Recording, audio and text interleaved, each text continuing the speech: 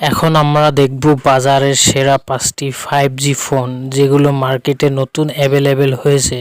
আপনারা যদি 4G mobile দিয়ে নেট করতে সমস্যা পাইতেছেন তাহলে এই 5G মোবাইলগুলো নিতে পান।